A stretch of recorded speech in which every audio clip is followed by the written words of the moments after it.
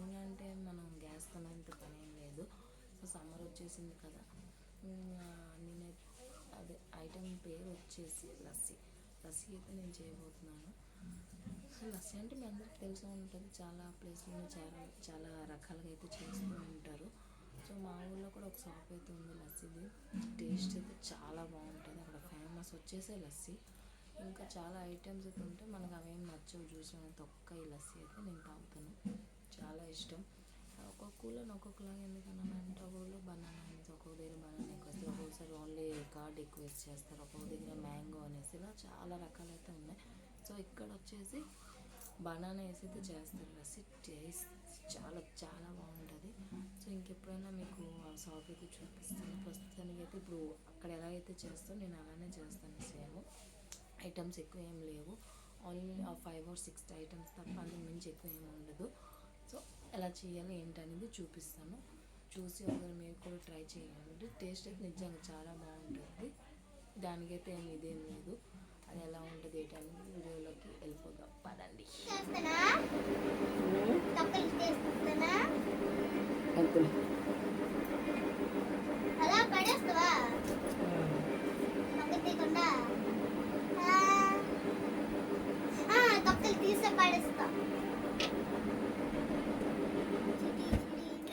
ఇప్పుడు మనకి అంటిపళ్ళు అయితే నేను డర్జన్ అంటిపళ్ళు తీసుకున్నాను. అంటిపళ్ళు కాస్త మెత్తగా ఉండేటట్టు అయితే చూసుకోండి. అదే గట్టిగా అయితే అంటే ఇంకా పచ్చిగా అవ్వాలన్నమాట. కసాగా ఉంటే పనికైతే రావు, అదొక వేరే టైప్ అయితే అయిపోతుంది. అంటే పాలు మనం విరిగిపోతే ఎలా అయితే ఉంటుందో సేమ్ అలా అయితే కనిపిస్తుంది. సో అందుకనేసి కొంచెం మెత్తగా ఉన్న అంటిపళ్ళు తీసుకున్నాను. అది కూడా ఎలా తెలుసుకున్నానంటే 2 రోజులు అంటే ఇంకా 2 రోజులు అంటే పాడైపోతాయి అన్నప్పుడు చేసుకోండి లస్సీ. అది అయితే టేస్ట్ చాలా బాగుంటుంది. అనేసి పాడైపోయిన అంటిపళ్ళకి కాదు, మనం చూసుకోవాలి కొంచెం. సో పెరుగు అయితే వేసుకొని నేను డజన్ అంటిపళ్ళకి 30 రూపీస్ పెరుగు ప్యాకెట్ తీసుకున్నాను అది. సో మొత్తం అలా వేసేయండి. చిల్లుగా ఎక్కువ వాటర్గా అయితే చేయండి, నార్మల్ దీనికి అయితే ఉండాలి. ఇంకోటి ఏంటంటే బాగా గ్రైండింగ్ అయితే చేయండి, లేదంటే అంటిపండు కాస్త ముక్కలుగా అయితే ఉంటుంది. అందుకు ముందు అంటిపళ్ళు వేసుకొని దాంతో ఒక మిక్సీ కొట్టేసిన తర్వాత పెరుగు అయితే వేయండి. ముందు వాటర్ అయితే వేయకండి, ముందు అది మిక్సీ చేసిన తర్వాత లాస్ట్లో మనకి ఎంత ఇది కావాలో అదే వేసుకోండి. దాని తర్వాత షుగర్ అంటే మీకు తెలుసు, మీకు ఎంత కావాలో అంత షుగర్ అయితే వేసుకోండి. సో మళ్ళీ లస్సీ వచ్చేసి అయితే అయిపోయింది. ఇక కపిల్లోకి వేసుకుందాం. ఇప్పుడు చూస్తున్నారు కదా నేను ఎలా అయితే కన్సిస్టెంట్ అయితే ఎలా వచ్చిందో సేమ్ అదే ప్రాసెస్. ఇంకొంచెం వాటర్ కూడా పడుతుంది కానీ నేను కొంచెం థిక్నెస్గా అయితే ఉంచాను, మరీ వాటరీగా అయితే చేయలేదు.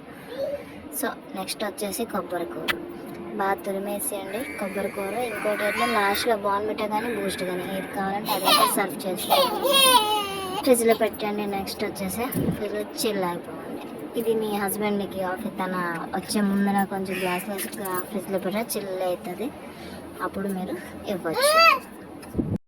సో నేనైతే మా హస్బెండ్ గురించి గ్లాసులో అంత పోసి రెడీ అయితే పెడుతున్నాను. ఎందుకంటే నేను చేసినప్పటికి అది వేడి అవుతుందంత చల్లగా అయితే ఏం లేదు, అందుకే కొంచెం గ్లాసులోనైతే వేసేసి ముందే పెట్టేసాను. ఇంకోటి ఏంటంటే బార్న్విటా అనేది మీరు ఫ్రిడ్జ్లో పెట్టే ముందు వేయొద్దు, తీసిన తర్వాత నేను ఫ్రిడ్జ్లో పెట్టే ముందు వేసేసాను. సో అది గట్టిగా అయితే అయిపోయింది. తీసుకున్న తర్వాత మనం ఏది వేసుకున్నాం అంటే సో గుండెలా వస్తుంది.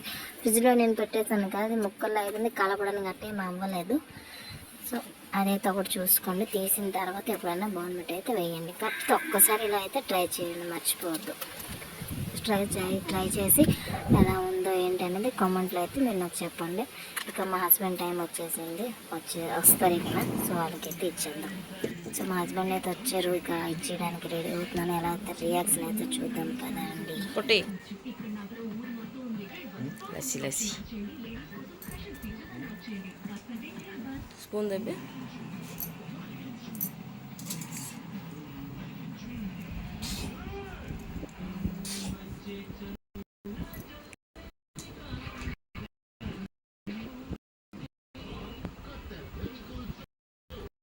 లస్సీ అయితే మా హస్బెండ్కి చాలా బాగా నచ్చింది. మీరు కూడా ట్రై చేయండి, ఎలా ఉందో చెప్పండి. Okay friends, bye.